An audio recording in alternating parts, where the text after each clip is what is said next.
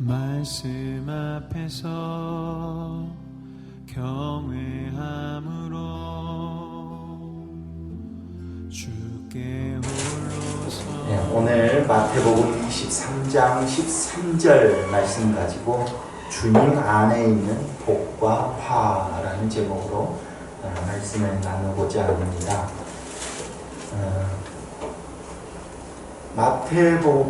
이 마태복음은 세리였던 이 제자 마태가 있기 때문에 이 마태복음의 전체적인 어떤 골격이라 할까요? 그런 뼈대를 좀 먼저 알면 오늘 말씀이 더 의미 있게 다가옵니다. 그래서 우리 먼저 시작하기 전에 마태복음의 아주 간략한 골격을 한번 말씀을 나누고자 합니다. 예수님께서는 태어나시고 그리고 30살이 될 때까지 일반적인 삶을 사시죠. 그러니까 자기가 그리스도 메시아임을 드러내지 않고 일반적으로 자녀로서 그 삶을 삽니다. 그러다가 이제 마태복음 그 1장부터 4장까지는 그래서 이 예수님의 공적인 사역들, 그것을 준비하는 그 과정, 그 내용을 1장부터 4장까지는 적고 있다, 이렇게 생각을 하면 되고요. 그리고 이제 드디어 마태복음 5장에 들어서면서 우리가 잘 아는 5장부터 7장까지 이어지는 그 산상수훈의 말씀, 그 말씀이 이루어집니다. 그런데 공적인 사역, 공생애를 시작하면서 실질적으로 대중 앞에서, 많은 대중 앞에서 그 가르침을 가르치기 시작했던 것은 이 마태복음 5장 산상수훈의 말씀입니다.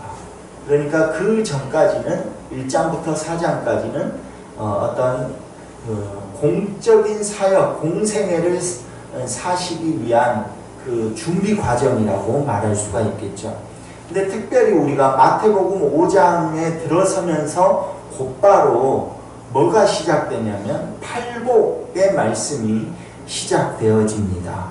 그리고 이 팔복의 말씀을 마치시고 나서 무슨 말씀을 하시냐면, 너희의 의가 이 서기관과 바리새인들보다 더 낫지 아니하면 너희들이 천국에 들어갈 수 없다, 이렇게 말씀을 하십니다. 그렇게 가르치시는 것이죠. 그리고 예수님께서는 이제 그렇게 마태복음 5장부터 시작된 공적인 그 가르침, 그 내용대로 공생애의 삶을 살아가면서 이 제자들에게 몸으로, 삶으로 그 가르친 내용들을 이제 삶으로 보여주시기 시작하신 것입니다. 이제 그러면서 이제 이 마태복음 23장까지 오신 것입니다.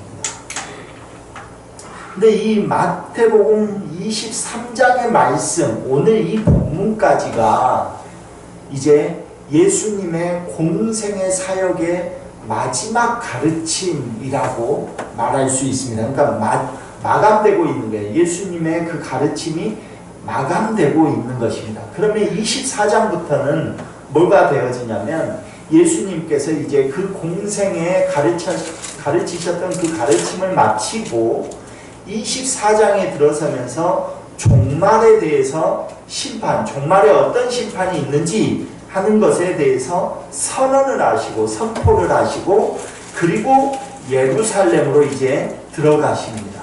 예루살렘으로 들어가는 이유는 우리가 잘 아는 대로 예수님께서 십자가에 죽으시고 부활하시기 위해서 이제 그렇게 하는 것이죠.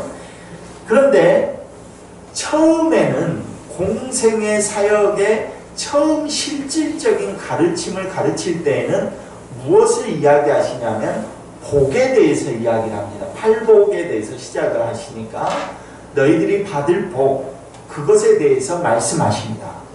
그런데 오늘 마태복음 23장, 이제 공적인 가르침이 마감되는 이 장에서는 뭐에 대해서 이야기를 하냐면 화에 대해서, 화 있을진저 하면서 저주에 관한 이야기를 말씀하고 있는 것입니다.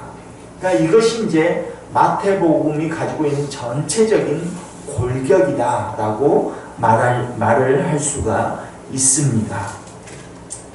앞에서도 말씀드렸지만 이 화 있을진저로 시작되어지는 이 화에 대해서 말씀을 하고 있는데 23장에 나오는 화 있을진저라고 시작되는 내용이 몇 가지가 나오는지 한번 23장을 우리 한번 보면서 여러분들 제일 처음에 화 있을진저가 몇 개, 어디에 나오는지, 몇 개가 나오는지 한번 볼까요?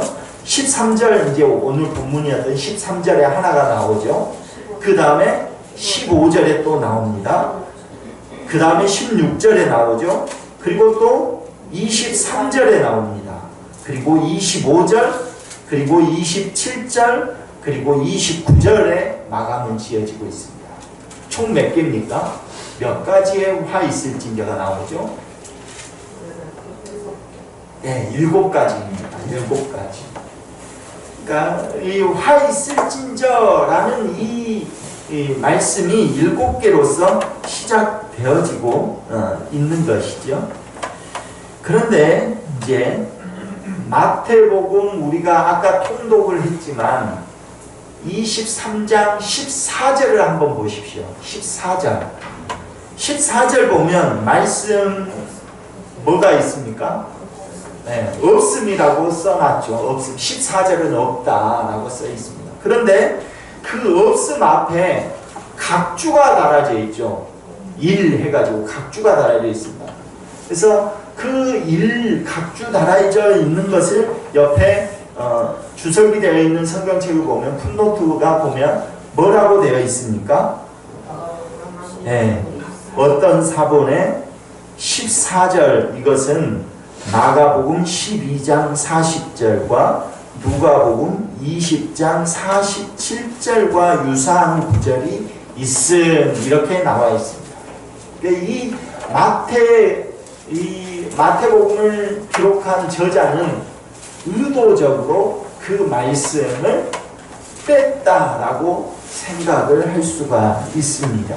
그럼 그 내용이 뭐냐? 그 내용은 뭐냐면 서기관들과 바리새인들은 조심하라.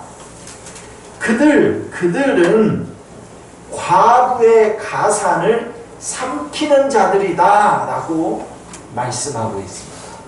그러니까 과부의 가산을 삼키는 자들이라고 꾸짖고 있는 내용이 바로 그 내용이거든요. 그러니까 오늘 우리가 14절 말씀이 없음으로 처리되었지만 이 말씀도 어찌 보면 지금 7가지의 화 있을진저로 시작되어지는 그 내용하고 비슷한 꾸짖는 내용이 되는 것이죠. 그래서 7가지의 화가 있지만 실제적으로는 8가지의 화다라고 말을 할 수가 있습니다. 8개의 화가 있는 거다. 8, 숫자 8 하면 뭐가 또 우리가 생각이 납니까? 제가 제일 앞에 말씀드릴 때 팔복. 예수님께서 공생의 사역을 시작하시면서 처음으로 실질적으로 가르쳤던 그 내용이 팔복이었어요. 팔복. 그런데 공생의 그 가르침을 마지막에 끝마치고 있는 그 장에서 어떤 이야기를 하냐면 8가지의 화를 이야기하고 있는 것이죠. 8가지의 화. 조금 연결이 되는 것 아닐까라고 제가 한번 살펴봤어요. 우리가 흔히 우리가 주님을 뭐라고 합니까? 처음과 나중 되시는 주님, 또는 알파와 오메가 되시는 주님. 그러니까 처음과 끝을 주관하고 계시는 주님이시거든요. 그렇다고 한다면 처음 가르침을 가르치실 때 팔복에 대해서 시작하셨는데 마지막에 끝마칠 때 8가지 화에 대해서 이야기를 한다면 뭔가 연결성이 있지 않을까라고 생각을 저 스스로 해보고 한번 비교를 해본 겁니다. 비교를. 그랬더니 팔복 첫 번째는 우리가 팔복 외우고 계십니까? 처음에 내용이 뭡니까? 첫 번째 복이 심령이 가난한 자는 복이 있나니 저희가 뭐를 얻는다고요? 네, 천국을 얻는다. 팔복을 잘 외우고 다니십시오. 이거는 그 대학교 입학시험에도 신학교 입학시험에도 나오고요. 네, 신학 대학원을 가는 성경시험에도 나오고 합니다. 팔복. 그래서 심령이 가난한 자는 복이 있나니 천국이 저희 것이다. 이렇게 시작을 하거든요. 그런데 8가지 화의 첫 번째 오늘 13절 말씀에서는 뭐라고 말씀하십니까? 저들은 서기관과 바리새인들 저들은 천국 문을 닫고 아무도 들어가지 못하게 하는 자다. 그러니까 자기도 들어가지 않고 남도 들어가지 못하게 한다는 거예요. 그러니까 천국을 사모하며 지금 예수님을 따라다니는 거예요. 메시아를 갈망하면서 저분이면 우리를 구원하실 수 있겠다 라고 생각하고 많은 군중들이 예수님의 그 발걸음을 쫓아서 따라다니잖아요. 그런데 그 천국을 사모하며 갈망하는 그 영혼들에게 이 서기관과 바리새인들이 어떤 짓을 하냐면 거짓 가르침을 가르치는 거예요. 그러면서 자기도 천국에 못 들어가고 백성들도 천국에 못 들어가는 짓거리를 하고 있는 겁니다. 그래서 그 사람들에게 화 있을진저 저주가 임할 거다라고 이야기를 하고 있는 것이죠. 주님을 갈망하며 메시아를 기다리는 그 백성들의 눈을 가리는 거예요. 거짓 가르침. 그래서 구원을 받지 못하게 하는 겁니다. 예수님께서는 자기의 몸을 버려서 우리를 구원하시고자 이 땅에 오셨는데 그것을 못하게 눈을 가리고 또 심령이 가난한 그들, 정말 천국을 사모하면서 자기들의 그 어려움을 이겨내면서 주님을 바라보고 가고 있는 그들을 천국에 들어가지 못하게 막고 있는 사람들, 그 사람들은 화가 있을 것이다 라고 말씀하고 있다는 것이죠. 그러니까 팔복의 첫 번째 내용과 8가지 화의 첫 번째 내용이 서로 연결이 되고 있는 것이죠. 오늘 팔복에서 두 번째는 뭡니까? 팔복에서 두 번째 내용이 뭘까요? 애통하는 자는 복이 있나니 저희가 위로를 받을 것이요. 여러분들 눈치가 있으면 주보에 이 소그룹 나눔에 보면 제가 다 거의 적어놨어요. 주보를 잘 참조하시면 됩니다. 애통하는 자는 복이 있나니 위로를 받는데요. 주님께서. 그런데 8가지 화에 있어서 두 번째 내용, 그 두 번째 내용이 뭐냐면 우리가 아까 말했던 14절 없음으로 처리된 그 내용, 과부의 가산을 삼키는 자들이다 라고 말을 하는 거예요. 과부의 가산을 삼키는 자들. 그러니까 과부로서 오늘날도 과부가 되어지면 굉장히 삶이 힘들고 어렵지만 그 당시에는 과부가 된다는 것은 자기의 재산이 하나도 없다는 얘기입니다. 아들이 있지 않는 이상, 아들을 남겨두지 않고 남편이 죽어버리면 남편의 재산이 그 부인에게 가지 않아요. 그러니까 과부가 된다는 것은 정말 어려운 상황에 빠지는 것이죠. 어려운 삶을 살고 있는 그 과부들의 가산을 삼킨다는 거예요. 이 서기관과 바리새인들. 과부 그 어려움을 보고 위로를 해줘야 마땅한데, 위로하고 더 구제해주고 그래야 마땅한데, 오히려 이 사기관들은 과부의 가산을 삼키는 자들이라는 거예요. 과부의 가산을 뭐를 통해서 삼키겠어요? 율법을 통해서 정죄해가지고 그들의 것을 다 가져가는 거예요. 실제적으로 예수님을 따르는 여인들 가운데 과부들이 많았죠. 실제적으로 지금 예수님을 따르고 있는 여인들 가운데 과부들도 많았고, 신분이 천한 여인들도 많았고, 그러지 않았습니까? 근데 그 사람들은 무엇을 보고 예수님을 따라가겠습니까?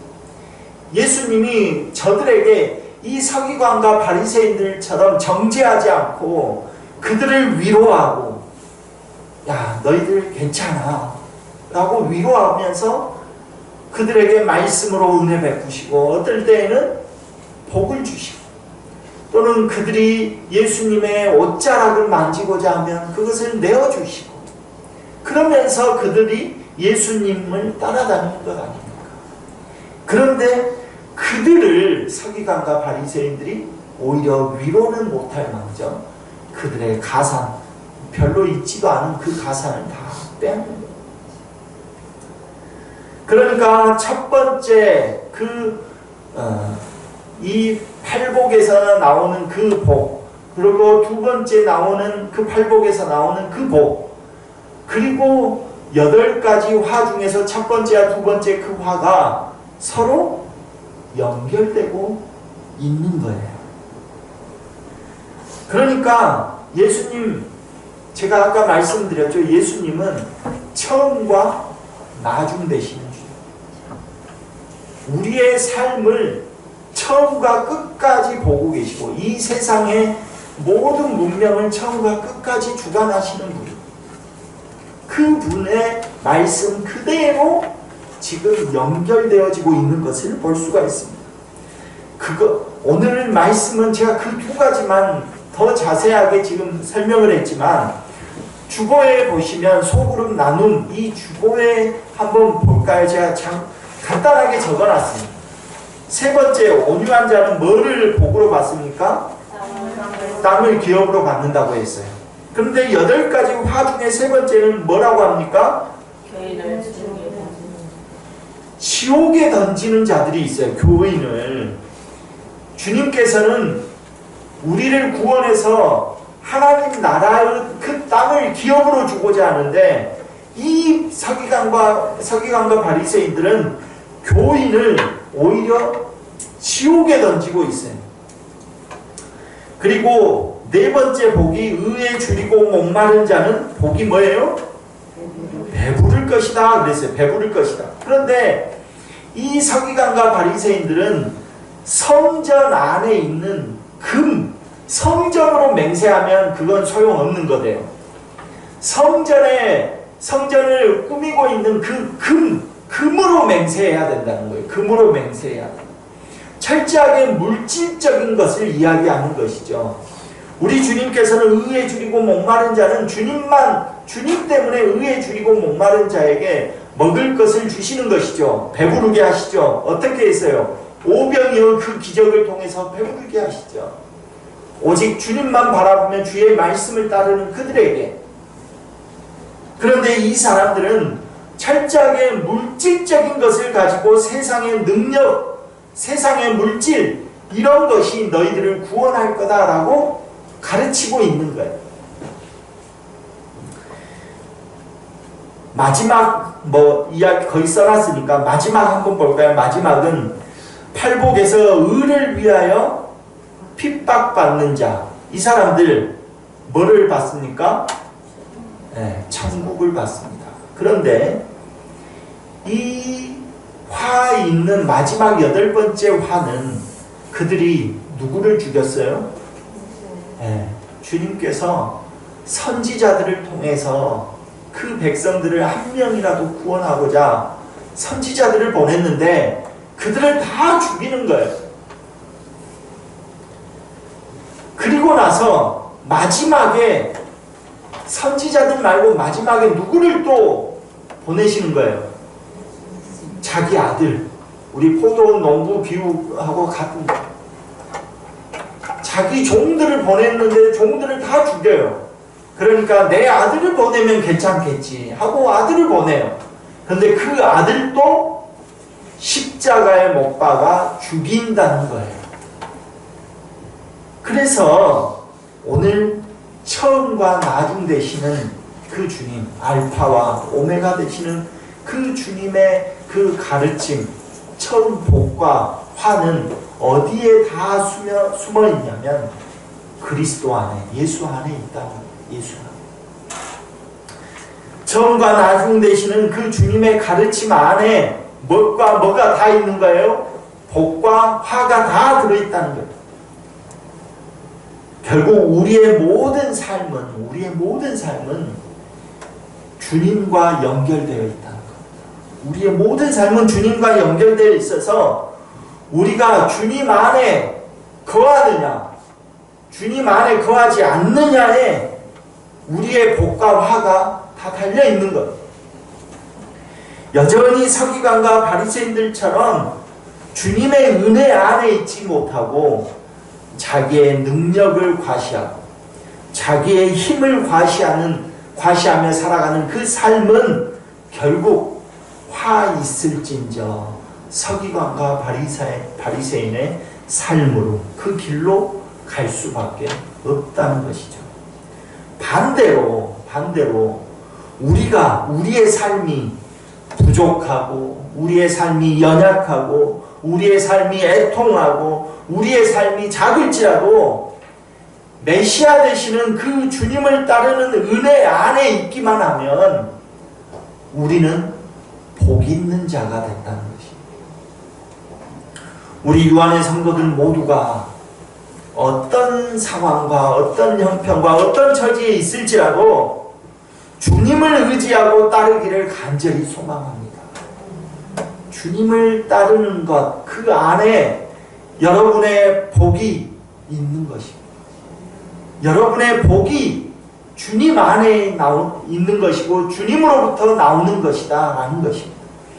그래서 그 복과 은혜가 우리 성도들 가정과 또 성도들이 섬기는 그 교회 위에 충만해지기를, 그래서 그 은혜가 넘치기를 간절히 소망합니다.